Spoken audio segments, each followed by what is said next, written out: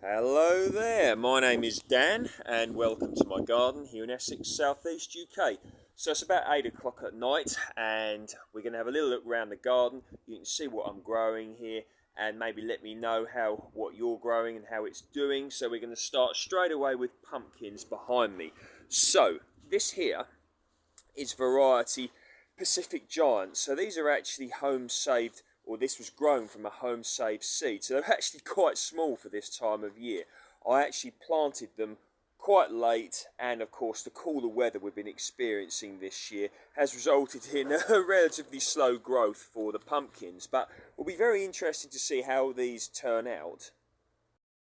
So of course, if I get a nice long growing season, it'll be great because they'll continue growing hopefully into October. So I'm certainly not giving up on these. So it'll be very interesting to see just how they do. So quite fascinating. Now let's move on to a little bit of a success so far. So I've got some runner beans here. So the variety of runner bean I'm growing this year is White Lady. So some here growing up this teepee here. Over here, this is another part of the garden, I have some runner beans here, so really lovely. And this variety is really nice tasty pods, almost on the sweet side really, and I really like the white flowers as well. I can't say I've got any particular preference, over red flowering varieties or a white flowering variety, but a bit of variety can be nice. So have a lovely look at them beans, look. Really good crop this year, and you can see on, there you go, these plants here, there too is also a lovely crop there. So runner beans, they don't really like going over about 25 degrees C, which is about 77 degrees Fahrenheit. When this happens, it can actually cause them to stop growing and it can seriously delay a crop. So this year hasn't been that warm, and also the fact that to have had plenty of rain as well. It's been a really good year actually for runner beans. So we'll have a look over here. Now what I got here, this is a variety of climbing French bean, and this is variety Cobra, and I'm very impressed with these. I mean, look at that, look at that bean there, look, that's a really beautiful. You can see the size of it in comparison to my hand there, and they taste really nice as well. So climbing French bean variety Cobra. So I wanted to grow plenty of climbing French beans simply because I've found that they tend to do better in warmer years than runner beans, because of course what happened last year, very warm, my runner beans really didn't do that well at all. So I made sure I had plenty of climbing French beans, but it turned out that didn't actually wasn't going to be a problem this year. But it's nice to have climbing French beans anyway, because they're very versatile, good for stir fries and things like that. So what we'll do is we'll go over here now and I'll show you some of my blueberries that I've got left. So majority of what I'm going to show you here are a variety called Elliot, which is a later ripening variety, and it's been a great year for blueberries. So they do really well in an ericaceous growing medium. An ideal pH for them is about 4.5 to 5.5, and I water them with rainwater as well, because tap water can tend to be more on the alkaline side, so rainwater tends to be a bit more on the acidic side. So I like to try to keep my growing mediums in my pots here on the acidic side, but I haven't ever tested the pH of the growing medium here, and this year I haven't fed them with any ericaceous feed, and they're doing just fine how they are, as you can see. Go over to this part of the garden here, and you can see got some apples there, look, coming, and more there. I mean, look at them, look absolutely beautiful they are, look at them. And we'll come to here now. So this is a dahlia, and I was actually given this dahlia, and it was in a pot at the time, planted it in the garden here, and looks like it's going to do very well indeed. Look at these flowers here. So this is variety Bora Bora, nice yellow variety and a good size flower you get, so very, very nice. Now moving over to here, you can see a tomato plant, and I had a tomato to eat off of this. Yes, it was earlier on today off of here, very nice. And another one here. Now this is variety Cocktail Crush. I was given these plants actually, I didn't grow them myself, And you can see here, look, plenty to come. So variety cocktail crush, and if I remember correctly, they are blight resistant, so that could be a good thing. So we shall go into the polytunnel over here. And I open the door, and let's see what's going on in here. So the nectarines are finished now, peaches are finished. Oh no, they're not. Look at that, look. Just try to pick it one-handed. Got one peach left, and this is variety peregrine. So this is the last peach. Very nice indeed, look. So we'll just have a little look around the inside of the polytunnel here. So you can see, growing out of this pot here, this is variety Gardener's Delight. And you can see, look, starting to ripen now. So that's really good. There we indeed are. So that's nice. This is variety Big Zac. And you can see the tomatoes here. They made a nice size. So, of course, they're not as big as Big Zac can get. But all in all, quite happy with those. Paradise Cherry. This is a Romanian cherry tomato.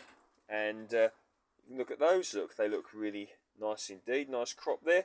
And this here is Groshovka, which is a Russian tomato. So they are looking quite nice. And you can see starting to ripen. So shouldn't be too long now until I'm getting my tomatoes. So that's good. Now, I put a video up a week or so ago, something like that, of what to sow during the month of August. Well, there you go, look. You can see they're looking very nice there.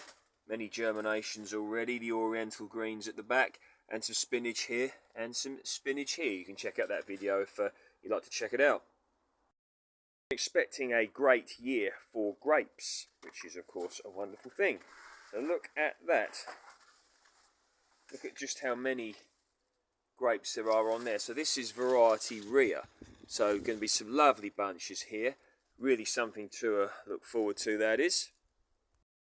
If I go over to this part of the garden, we'll come to the apples in a moment. But over here, this is variety Lakemont Seedless. Many of you are well aware of how highly I hold this variety of grape in regard. Almost honey sweet when ripe, so they're really nice. Now, this here is a variety of apple called Worcester Pearmain. Quite a historical variety. If I remember correctly, it was once quite important to the commercial apple industry here in the UK. But you can see, really nice looking apple, nice tasting apple as well. And you can see just how many apples this tree is carrying. And we move over to here. So this is a Gala apple. And look at that. I bought this tree a few years ago from Aldi. I think it was £4 at the time. And you can see the lovely crop that it is carrying. So really good.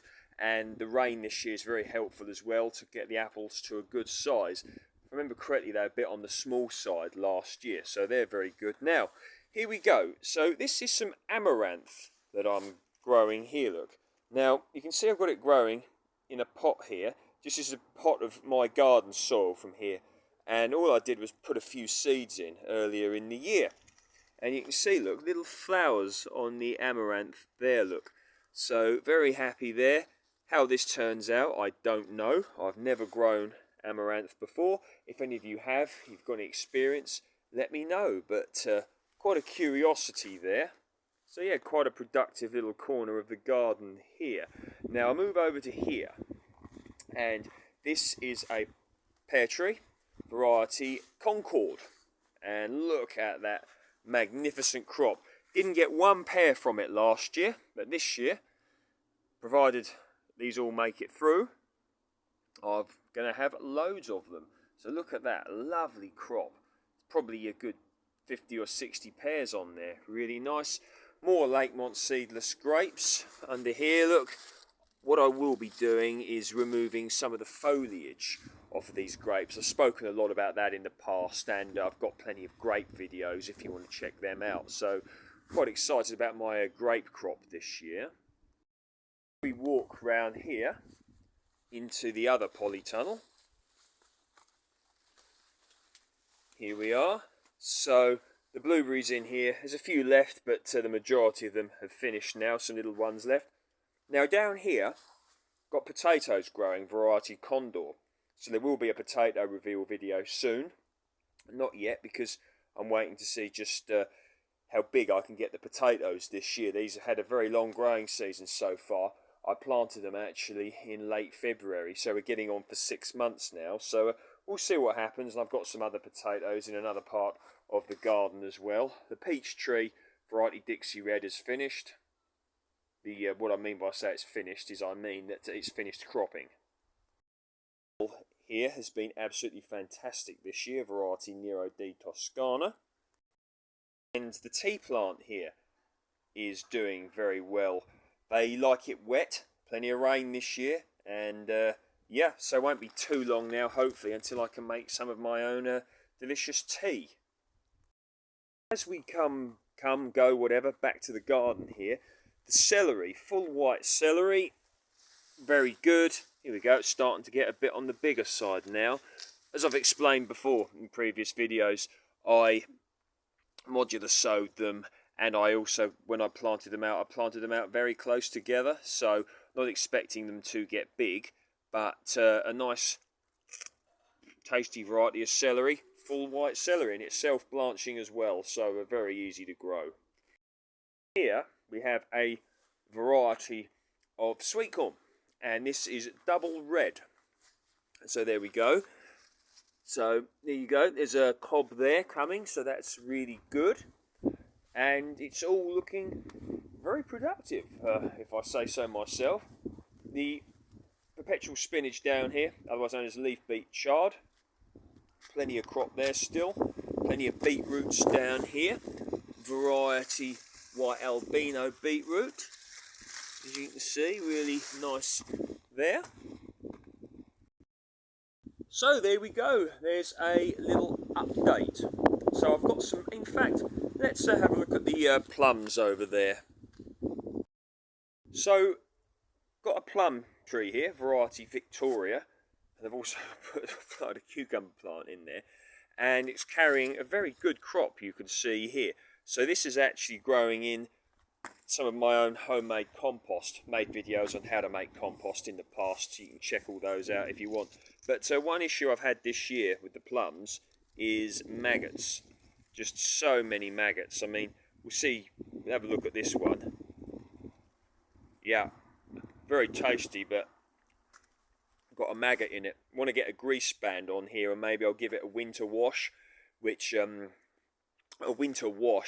it stops or helps to stop eggs being stuck on, you know, when they're laid onto the tree. So that's a good thing you can look into doing, winter washing your fruit trees.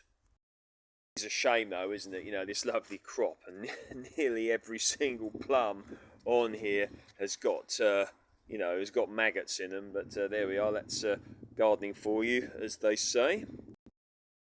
So anyway, there you go. So I did the video on the mobile phone this evening. You know, I normally like to make a properly edited video and edit it on the computer and then put it up better quality, etc. But just a bit busy at the moment. But I also want to keep making updates on this garden so you can all see how it's doing. So how's your garden doing? Anything you've seen me show here or other things? You know, how's your stuff doing when in comparison to how some of the things I've got growing here are doing? Because it's very interesting. I'm particularly interested to know how your pumpkins and your squash are doing this year, because I'm certainly not, we'll see just how mine turn out. But there we are. Anyway, going to sign off now. Thanks very much for your time. Next video should be a properly edited one. See you all soon, and thanks for viewing.